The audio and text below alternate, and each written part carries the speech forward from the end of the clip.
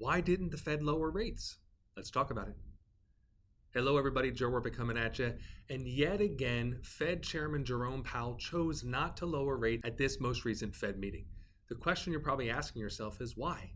We do know that, and I have to apologize ahead of time. I've learned that YouTube does not like when I say certain people's names.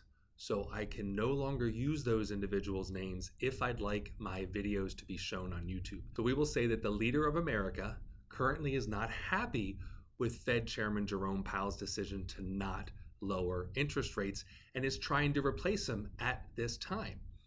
But what is the Fed Chairman's job? The Fed basically has two mandates. It's that simple. Mandate number one, price stability. Mandate number two, maximum or full employment. Let's talk about maximum or full employment first. Kind of hard to put an actual percentage on that. Currently, unemployment's floating between 4.1 and 4.2%. And at the last meeting, Powell did state that he feels the economy is at maximum employment. Good afternoon. My colleagues and I remain squarely focused on achieving our dual mandate goals of maximum employment and stable prices for the benefit of the American people. Despite elevated uncertainty, the economy is in a solid position. The unemployment rate remains low, and the labor market is at or near maximum employment. Which means he feels everyone who wants a job has a job, and so he doesn't have to mess with the interest rates to encourage people to get a job. And how would that work? If he lowers interest rates, that means that businesses can borrow money at a lower cost.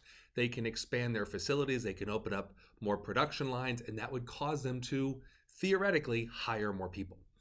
The second mandate for the Fed is price stability. Basically, price stability means he wants to keep inflation between 2 to 3%. Now, he's been saying he wants inflation to be at 2%, but again, at his last meeting, even though it's floating around 2.5 to 3, he feels that is a good number for now, and he doesn't want to mess with the interest rates because he wants to see the full effect these current rates of between 4.25 and 4.5% have on the economy. Inflation has been running somewhat above our 2% longer run objective. It's not an immediate reaction. When the Fed adjusts rates, it takes a while for that to work its way through the economy. So we have a situation where the leader of America wishes that interest rates were brought down so that businesses could expand, so the stock market could rise, so that the economy could grow. The Fed chairman feels that the economy is growing at the right rate, and if he lowers rates, in his opinion, for no reason, he could overheat the economy. That could lead to more inflation, and that could lead to disrupting one of his two mandates. So what do you think? Do you think Powell should lower rates? Because if Powell does lower rates, that means that the returns you're getting on your CDs, your certificates of deposit at the bank, the returns you're getting on your money market accounts, those are going to begin to lower as well. And in my 28 years of doing what I do, I've never seen an economy where inflation is floating between 2 and 3%, but we're able to go to the bank and get fixed rates of between 4 to 5%. That's why we still see over $6 trillion sitting in money market accounts. So as the Fed lowers those accounts will not be as attractive. It could also spur on mortgage rates to drop, which in turn sounds like a good idea, but I believe that if mortgage rates come down, we will see housing prices go up.